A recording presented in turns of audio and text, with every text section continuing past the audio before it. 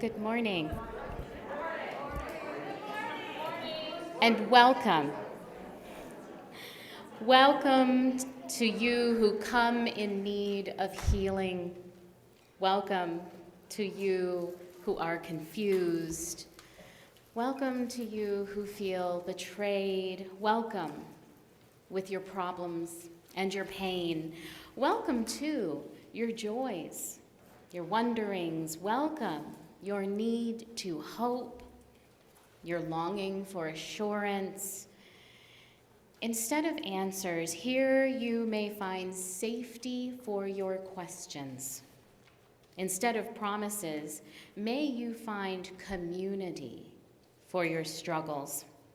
People with hands and hearts to join you in engaging the challenges and changes of our day. Come, let us worship together.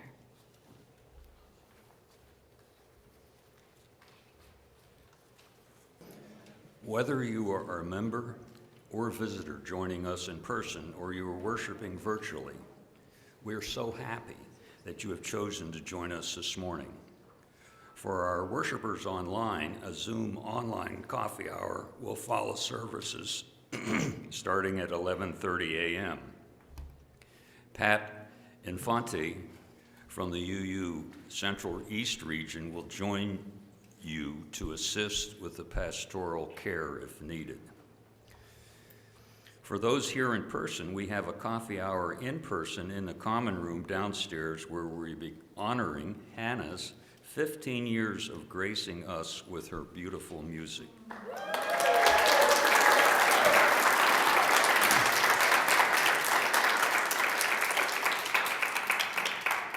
Come celebrate her retirement.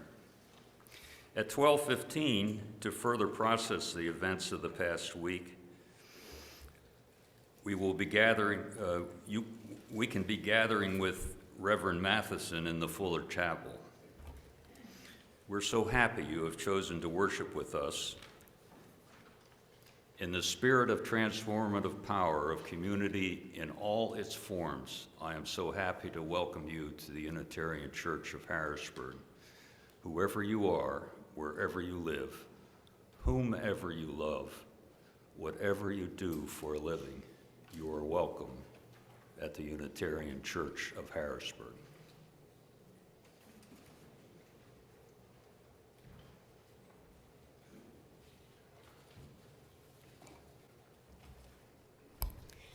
These chalice lighting words are by Reverend Molly Brewer. My beloved people, I cannot pretend, and so I will not tell you that everything is okay right now, that there is no reason to be angry, that you must be optimistic or at peace. I cannot pretend these things, and so I won't tell them to you. Now our chalice is lit. And so all I ask in this moment is that we remember the words of Rebecca Parker. There is a love. There is a love holding us. There is a love holding all. By the light of this chalice, let us rest in that love. And now, we may stand for our opening hymn. We will sing together, There is a Love Holding Us. You're not going to find it in the hymn book, but the lyrics will be up on the screen.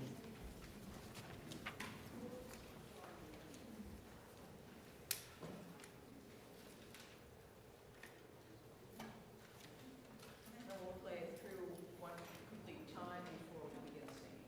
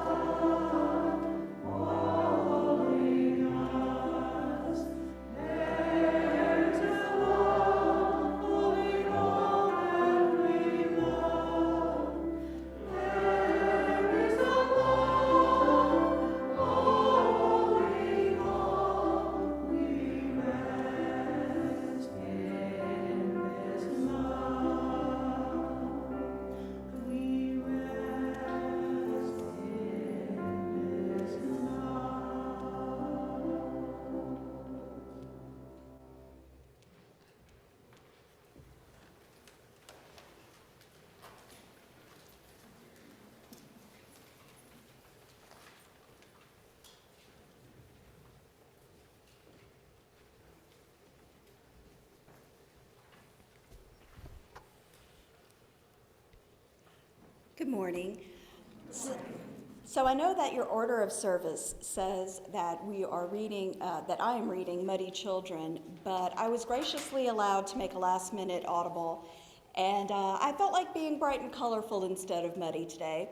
So I will be sharing We All Fit Together, which is adapted from a story by Andrea Kaczmarek and from the website Storyberries. The kids in Miss Ryder's art group all gathered round. Our school welcome sign is looking old and faded, Miss Ryder said as she pointed at the old wall painting. It's our turn to do something new and bright. The children sat around Miss Ryder in a circle. They all looked up at the welcome picture, now dull and not looking welcoming at all.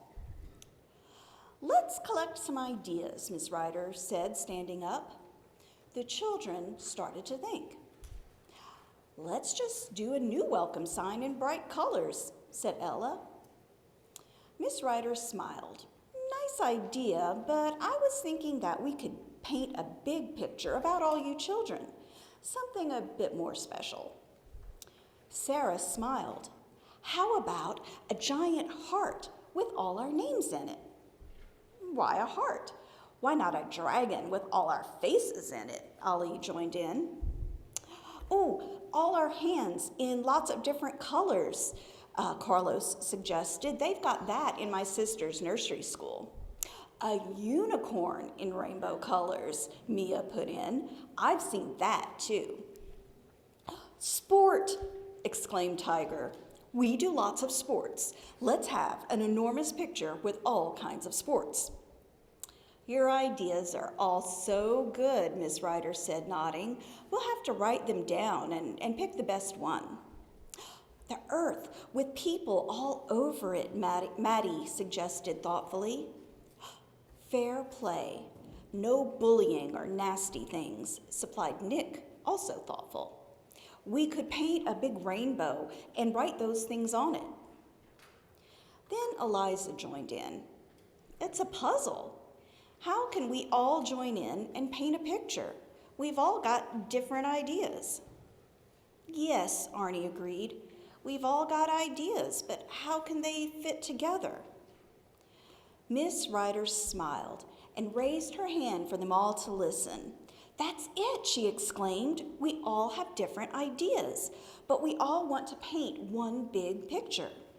Like Eliza says, it's like a giant puzzle.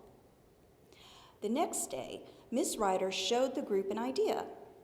Let's paint a giant puzzle in the brightest colors, each piece a different color, but they all interlock together to make one big display. And that's what they did. But first, they had to wash off the old welcome. That was really hard work. They set to work, getting the big wall ready for action. They were ready to paint the giant jigsaw puzzle. The puzzle was very big with lots of pieces, and the puzzle fit together perfectly, but there was a space all around. We want so many colors, Eliza said, smiling. We are all so many different kids, so we all want to be in our puzzle. Red and blue and green, that's not enough for us. Miss Ryder agreed, and the children learned to mix as many colors as there were kids at school. They had a long line of old glass jars and good thick paintbrushes, red, blue, yellow, orange, pink, purple, and brown. They learned new colors too. Indigo, scarlet, apple green, sapphire blue, canary yellow, crimson red, fern green, electric blue, and amber orange. How can there be so many different colors, Jackson asked. Like there are so many different children with different looks, ideas, languages, talents, and personalities, Miss Ryder explained. Ali spilled his crimson paint jar. Look what we've done, Eliza cried, pointing with her dripping brush. Splashes of her yellow paint dropped onto the blob. Ali mixed the two colors together before he cleaned it up. Wow, that's cool. It's a bright, glowy orange. The children all looked. Ollie's orange. It's a new paint color. Ollie's orange was fit into the puzzle. Soon Eliza's pink puff got mixed. Pablo made pizza red. Arnie dubbed his creation yellow hot mustard. And Mia contributed ghostly green. Day by day, the puzzle wall got bigger and better. The children wanted as many colors as possible in their new picture. They all mixed and invented new colors.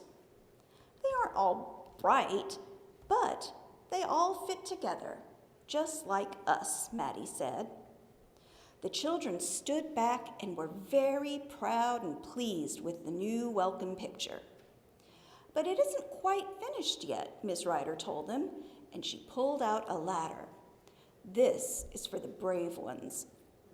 Across the top of the painted puzzle she sketched, "We all fit together," in curly letters. "Who wants to start?" she asked, holding out a red paint pot. "We'll all hold the ladder steady. Who wants to go first?" It wasn't so easy. It was way high up. But the brave ones each painted a letter. It was a bit like a word rainbow with red, yellow, blue, green, and purple. The amazing puzzle picture needed a few days to dry out. All the school students stopped by to take a look. Cool! Fantastic! Wow, look at that! Once the paint was dry, each class was nice and neat, writing their names all around the outer edge. Carlos, Emma, Jake, Ali, Jackson, Fatima, Denise, Manuela, Sanjay, Eliza, and Jia, and so many more. Then the day came when the welcome picture was dedicated with the following words from the principal. "We are all different, but we all fit together."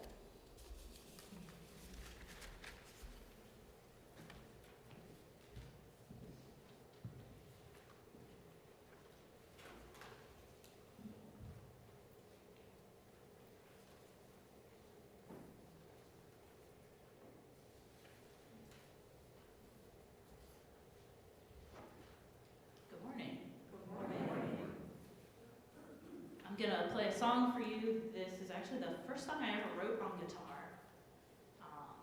And I was really into paganism at that time, and I kind of decided it was a spell that I was creating in hopes to find spiritual community. I think it worked.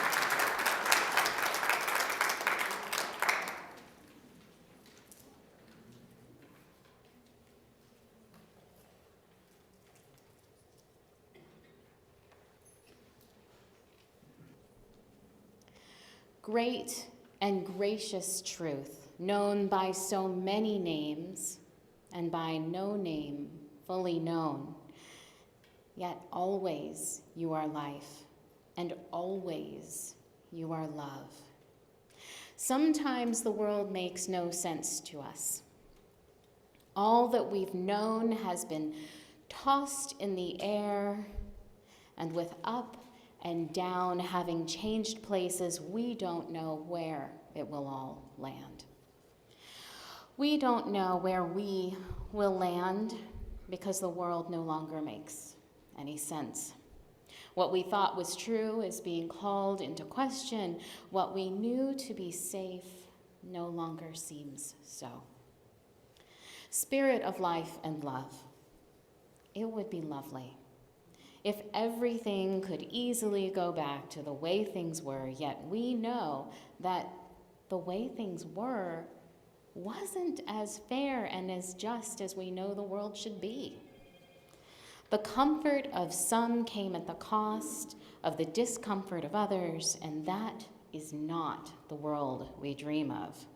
That is not the beloved community we claim to strive for. Spirit of hope and courage. We seek the tenacity to live in this time of challenge and change and not take the easier paths of running through or around it. Our faith is not an easy faith. This world is not an easy world. Our lives are not easy either. This place between birth and death is hard. Yet this is where living is. This is where growth is. This is where the holy is. This is the only place true wholeness can be found. And today, in this place, made sacred by the hopes and dreams of those who have come before, we would commit ourselves to the hard things. Commit ourselves to being instruments of change in a world so needing of it. Commit ourselves to affirm and promote the principles and vision of our faith. And may we also remember that none of us does this alone, for we are a community. And in that community, we can find all that we need. In the name of all that is holy, and in all the holy names that have ever been uttered, and those still awaiting our discovery, blessed be, and amen. And now we will have a moment of silence.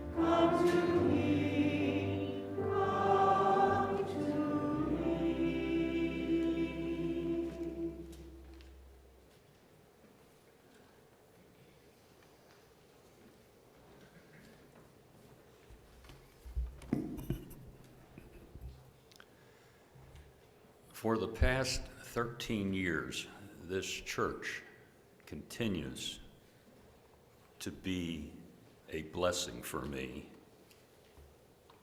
in the congregation facing this lectern and behind this lectern facing the congregation. In keeping with the original theme for this Sunday, I've selected several quotes to explain my recent understanding of universalism in coping with the uncertainties surrounding us. The first one, starting the day I was born. Gracie Allen, the comedian in the last century, was quoted as saying, "When I was born, I was so happy I couldn't talk for a whole year." I almost think I can remember that, especially whenever I look into a newborn baby's eyes. I feel that universal sense of joy. For me, that was a blank slate, a tabula rasa, the day I started, that day that I, in me, started to be separate from the thy in thee. The second quote, author John Irving. If you are lucky enough to find a way of life you love, you have to find the courage to live it. The way of life I love, I've come to realize, is asking questions of myself and the world around me. And these are the coming of age questions, which I continue to come of age. Why? What? Who? How? And as I grow old, a quote from Bertrand Russell on growing old, I carry that in my pocket. Make your interest gradually wider and more impersonal until bit by bit the walls of the ego recede and your life becomes increasingly merged in the universal life. In that universal life, the I in me blends into the thy in thee.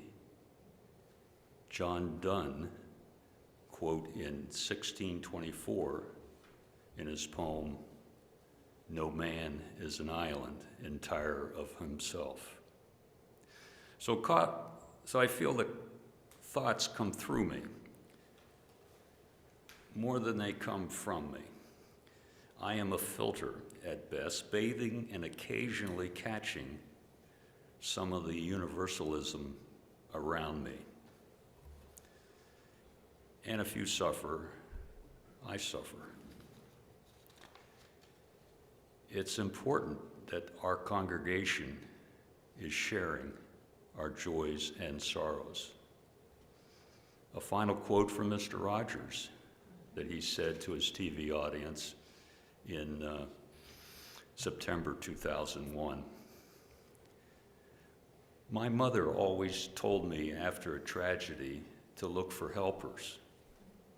They are always there.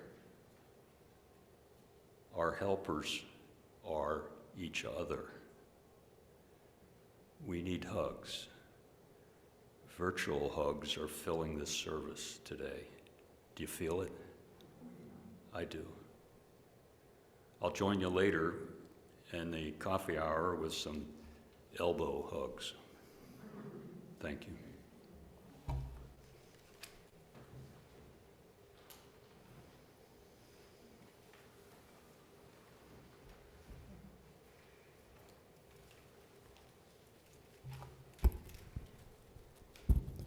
We've had some really powerful quotes here.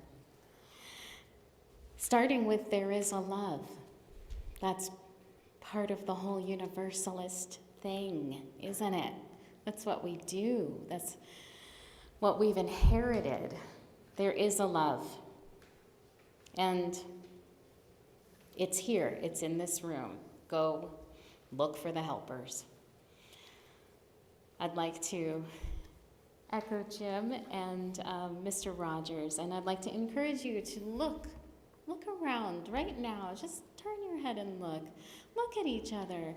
There are helpers right here. There are so many helpers. You are surrounded. You can't get away from the love and the help. When you are in the midst of tragedy, time slows. And time may have felt very strange for you in this past week, and time may continue to feel strange. Being in the midst of tragedy can feel oddly like nothing has changed. Like, am I experiencing tragedy now? Is that what this is? Because the whole world is still going. My life is still going. But yes, as someone who is professionally trained and holds a master's degree, I can tell you, we are experiencing tragedy. We are. It can be surprising that the sun still comes up and the leaves are still green, that you still have your same responsibilities of having to go to school or to work. And sometimes it feels like shouting, how can the whole world be going on when the whole world is ending? And other times it doesn't feel like tragedy. When you're in the midst of tragedy, the whole world can feel callous. When someone that you love is in the midst of tragedy, it feels like an honor to be there with them. When someone that you love is experiencing pain, it is a joy, an honor.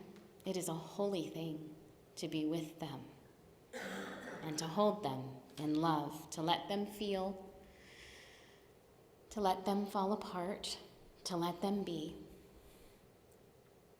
When you are in the midst of tragedy, the not normal becomes normal. And here are a list of things that it might be normal to be feeling right now.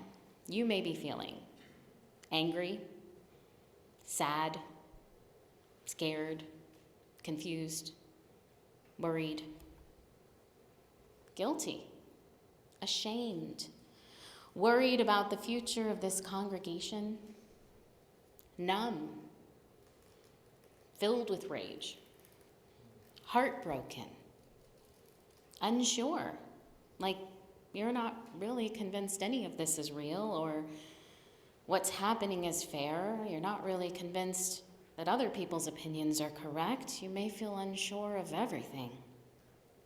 You may feel over it. You may feel like you don't want to talk about it. Why are people talking about this? You may feel fine. You may feel that you will never be fine again. You may feel alone. And it is so normal to feel alone, but that is incorrect.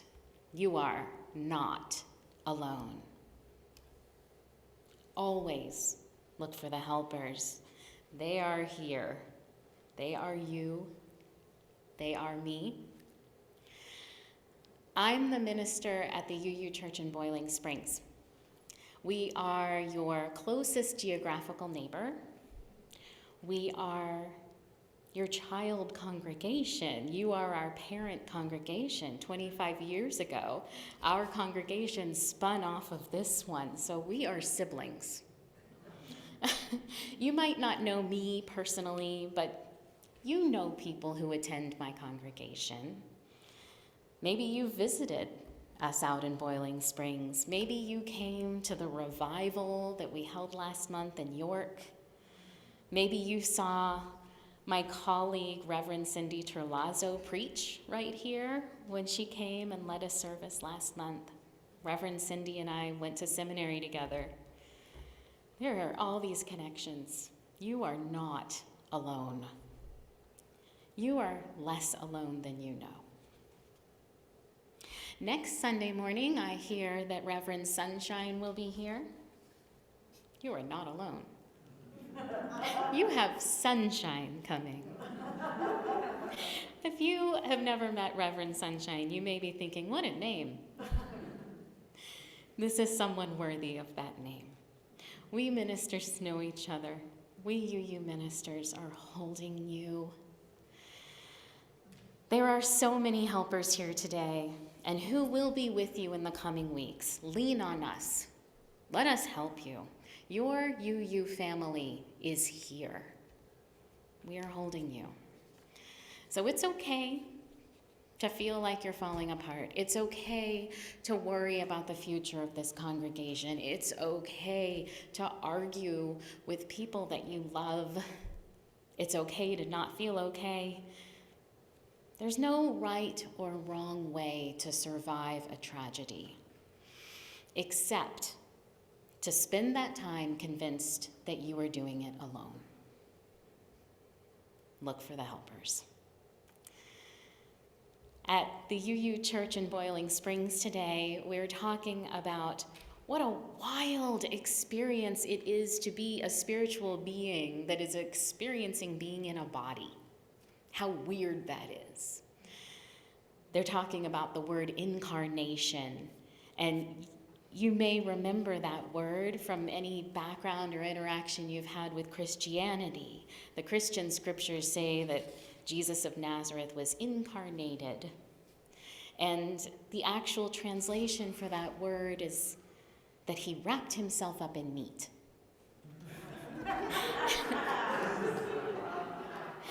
If you think of the word incarnated, right? Carne, like carnal, like Mexican food, con carne, with meat. So incarne is in meat. So Jesus of Nazareth did what we all did. We are all spiritual beings who somehow got wrapped up in meat. And it's really weird. Because, well, it's weird for lots of reasons, but because all of our needs, our spiritual needs, our emotional needs, are wrapped in these bodily needs. Your meat suit, your body has its own feelings, and it affects how you view the world and how you experience the world. We know this. If you're tired, you feel cranky. You drink some coffee, you feel better. Oh, the way we treat our bodies has everything to do with how we feel emotionally and spiritually. I once heard the saying, if you feel like you hate everyone, you need a nap. If you feel like everyone hates you, you need a snack. I find that's true for me. This incarnation thing is so complicated. This body needs a lot of care. And when trauma impacts us, even emotional trauma, it flows through our bodies and it can get stuck in our bodies. We can know logically, intelligently. We are smart people. We know in this moment, in this space, we are safe.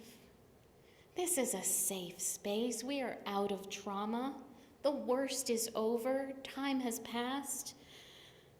But our bodies don't know that. Our bodies are continuing to hold on to fear. That fight or flight is still activated. Adrenaline and cortisol are coursing through our bodies. We are surrounded by anxious meat. Our vagus nerve, have you heard the VAGUS, vagus nerve? According to scientists, this is the largest organ in our body's autonomic system, and it reaches into so many parts of our bodies: our throat, our lungs, heart, liver, gut. But one place it does not reach is the brain. That is, the vagus nerve reaches to the very end of the brain stem, to the ancient lizard brain, but it does not reach deeper to the more human, logical, higher thinking brain. And the vagus nerve tells our body when we are safe, and it tells the whole body. It speaks to the body and says, you are safe or you are not safe right now. But the way it speaks, it doesn't speak English. You can't just say, okay, body, calm down. I'm safe now. How many times have you been maybe in a fender bender or pulled over by police for speeding and it's over and everything's done, but you can feel in your body and you're going, calm down, body. It's over. But the body, the vagus nerve, doesn't speak English, it only speaks body. We must communicate and soothe in the ways that our ancestors have known, but that science is only beginning to understand by tapping into that deep vagus nerve and telling it, you are not alone. Vagus nerve, look for the helpers. Vagus nerve, there is a love holding us.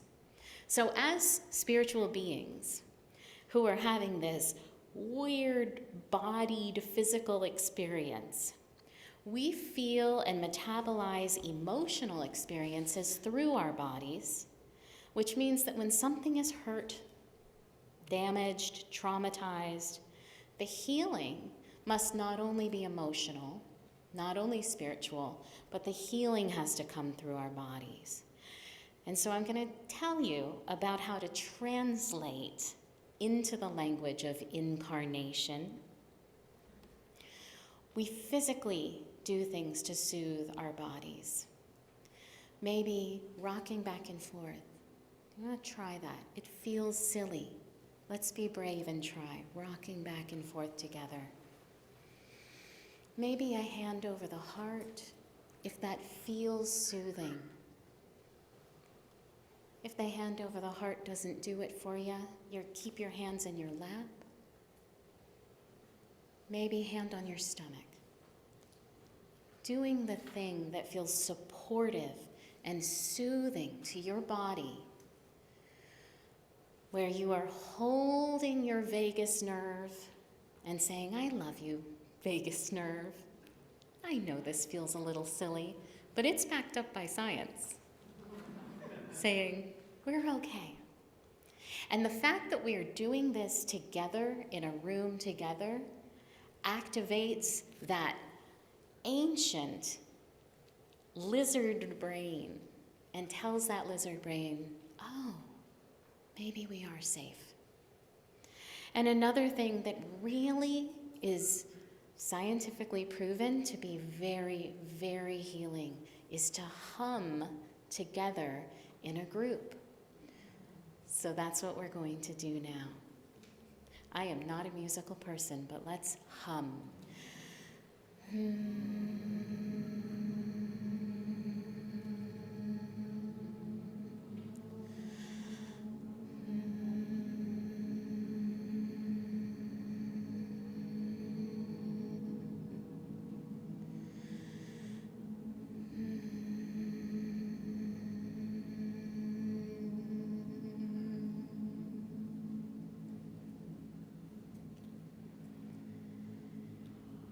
You can feel how that's related to the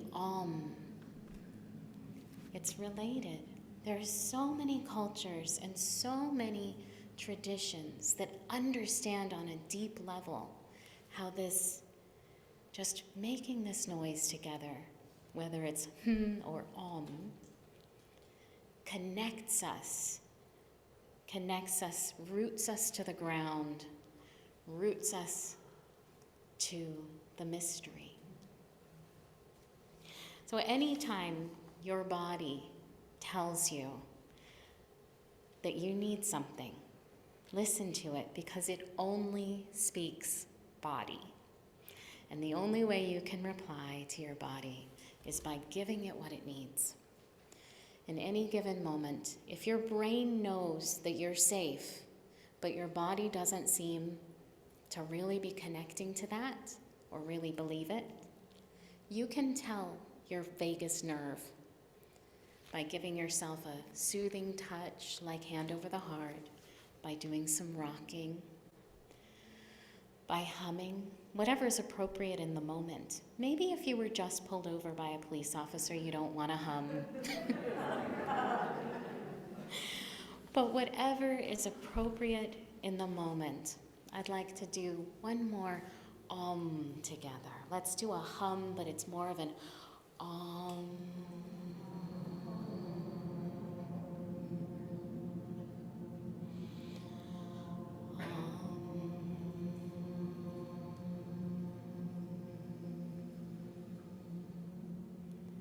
There is a love.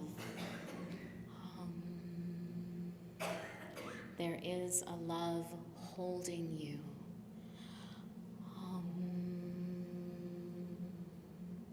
There is a love holding all that you love.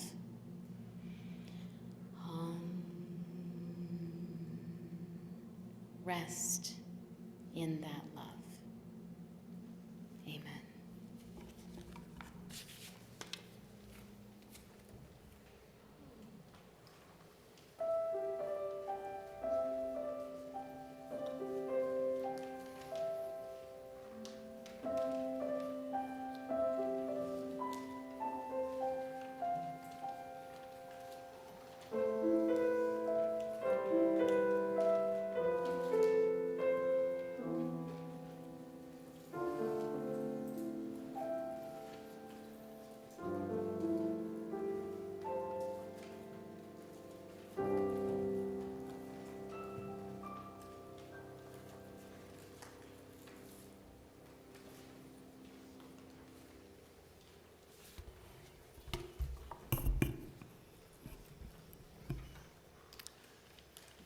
The Unitarian Church of Harrisburg is, as always, a freely gathered church of free people. The church is created, sustained, and supported by you. The ministry continues even when the church building is open or closed. Each month, we share half of our Sunday plate with a local nonprofit organization. For the month of September, which is also Hunger Action Month, UCH will be sharing the plate with the Central Pennsylvania Food Bank. The Central Pennsylvania Food Bank serves 27 counties across Pennsylvania.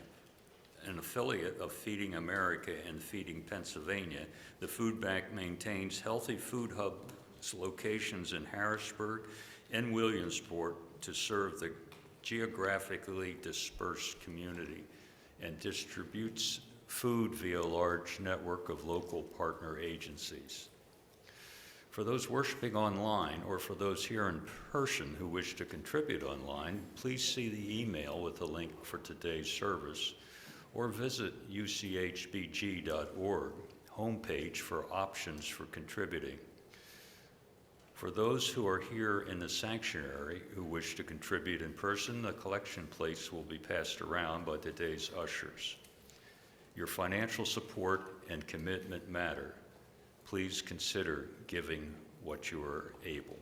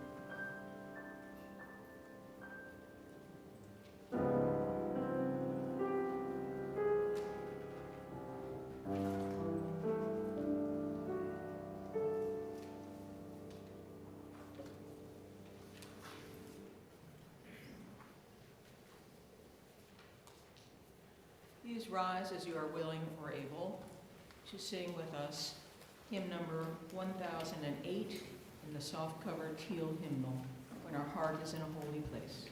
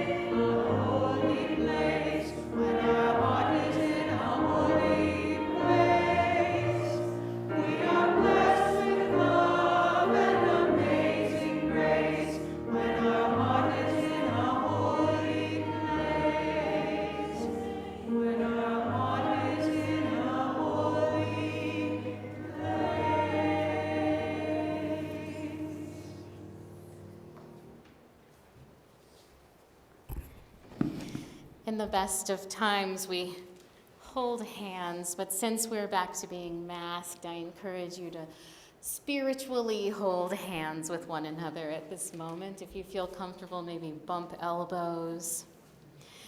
I want to remind you that as you exit, there are wonderful colleagues of mine here to talk, to help process things. I don't know that we have a lot of answers to questions, but we are here. And I'd also like to just bring up one more time all of the beauty and joy that Hannah Belser has brought to this congregation.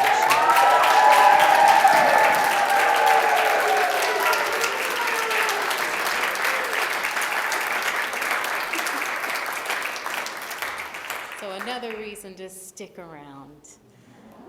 And I hear there's cake. Now, it looks as though the chalice has extinguished itself, but that won't stop us. We extinguish this chalice with the understanding that it is not given to us to know the future, or all the consequences of our actions, or the ultimate destination of our souls. It is given us to grieve our losses honestly, to live what we are with humility and integrity, and to love what we love without apology. And in this spirit we pray. In this spirit we are one. Amen. Amen.